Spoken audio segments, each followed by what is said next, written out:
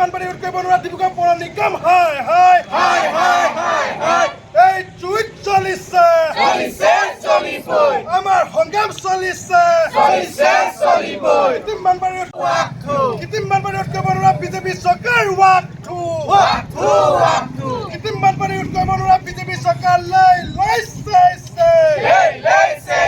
কৃত্ৰিম বানপানী ৰোধ কৰিব নোৱাৰা বিজেপি চৰকাৰ লৈছে কৃত্ৰিম বানপানী ৰোধ কৰিব নোৱাৰা বিজেপি চৰকাৰ মুৰ্দাবাদ পৌৰ নিগম মুৰ্দাবাদ। হয়, আচলতে এই ৩৭ নং যি ৰাষ্ট্ৰীয় ঘাইপথ, এই ঘাইপথটো আচলতে আজিৰ দিনৰ ইয়াৰ কোনোবা ৰাষ্ট্ৰীয় বা কোনোবা স্থানীয় ৰাইজে ভুগি থকা নাই। ইয়াত আজি ৫-৬ বছৰ আগৰ পৰাই আচলতে স্থানীয় ৰাইজে ইয়াত ৰাষ্ট্ৰীয় ঘাইপথটোৰ যি মানে আপোনাৰ কৃত্ৰিম বান, এজাক বৰষুণ দিলে যি ইয়াত পানীৰে ভৰি পৰে, সেই সমস্যাটো আজিৰ দিনলৈকে অসমৰ মুখ্যমন্ত্ৰীগৰাকীয়ে বা আপোনাৰ পৌৰ নিগমে হওক বা আপোনাৰ গড়কাপ্তানি বিভাগে বা আপোনাৰ কোনো ধৰণৰ ইয়াত ব্যৱস্থা গ্ৰহণ কৰা নাই। আচলতে এই পথটোৱে হৈছে অৰুণাচল তিনিচুকীয়া জিলাৰ মূল পথ। এই পথেদি আচলতে অৰুণাচল তিনিচুকীয়াৰ পৰা আচলতে ৰোগীসকল আহি কিনে অসম চিকিৎসা মহাবিদ্যালয়ত চিকিৎসাধীন হ'বলগীয়া হয়। আচলতে তেখেতলোক ইয়াত এই এম্বুলেঞ্চত আহোঁতে কিন্তু ইয়াত বহুত সময় ইয়াত ৰখিবলগীয়া হয়। ইয়াত আচলতে যিসমূহ আপোনালোকে দেখিব, যিসমূহ গাঁত, এই গাঁতসমূহত আচলতে কোনোবা বিধায়ক এজন বা মন্ত্ৰী এজন কিন্তু এই পথেদি কিন্তু কোনো এজন বিধায়ক বা মন্ত্ৰী নাযায়। তেওঁলোকে এপাক ঘূৰি কেনে তেখেতলোকে মোহনবাৰী এয়াৰপৰ্টলৈ যায়। কিন্তু এই ৩৭ নং ৰাষ্ট্ৰীয় যি ঘাইপথ, এই ঘাইপথৰ অৱস্থা চাবলৈ কিন্তু কোনোবা এজন মন্ত্ৰী বিধায়কৰ আজিৰ দিনত কিন্তু সময় নাই।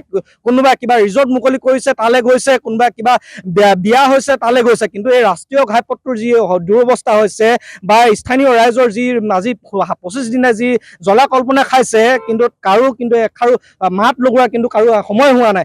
আচলতে আমি অসম চৰকাৰৰ যিগৰাকী বিধায়ক আছে ডিব্ৰুগড়ৰ, তেখেতক আমি সকীয়াই দিব বিচাৰিছোঁ, আপুনি যদি বিভাগটো যদি চলাব পৰা নাই বা পৌৰ নিগমটো যদি আপোনাৰ আণ্ডাৰত থাকি কেনে যদি চলাব পৰা নাই, কিন্তু আপোনালোকে ইয়াৰ পৰা কিন্তু আপোনালোকে পদত্যাগ কৰক, অন্যথা কিন্তু ছাত্ৰ সন্থা আৰু স্থানীয় ৰাইজে ইয়াতকৈ কিন্তু আন্দোলন কিন্তু গঢ়ি তুলিবলৈ কিন্তু আমি সাজু থাকিম।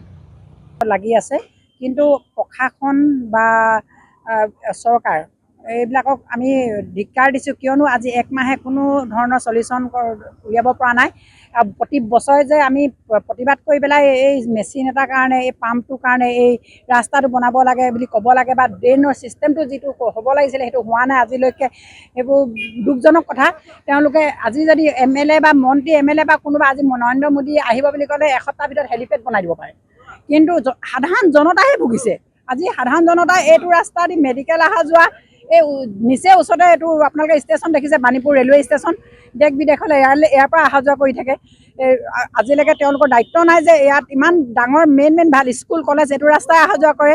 এইফালে হ'ল আপোনাৰ মোহনবাৰী এয়াৰপৰ্ট, এইফালে তেওঁলোকৰ এতিয়া আটাইতকৈ ডাঙৰ হৈছে আৰু ডাঙৰীয়াসকলৰ কি হ'ল, তেওঁলোকে এয়াৰপৰ্টত নামিব, বাইপাছেদি অহা যোৱা কৰিব। সেইকাৰণে সাধাৰণ জনতাই ডুবি থাকক, তল গৈ থাকক, তেওঁলোকৰ কোনো মতলব নাই। লাগিলে ঘৰৰ ভিতৰত সোমাওক, নাইতো ৰাস্তাত এক্সিডেণ্ট হৈ মৰি যাওক।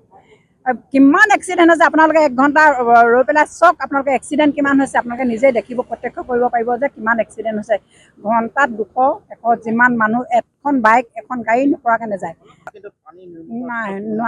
নাই পাম্প এটা লগালে এই আমি যদি ৰখি থাকোঁ অলপ দেৰি কাৰণে চলাই, নহ'লে আকৌ বন্ধ কৰি থৈ দিয়ে। আৰু JCB-খনো বাৰে বাৰে আমি গৈ খুজিবগৈ লাগে।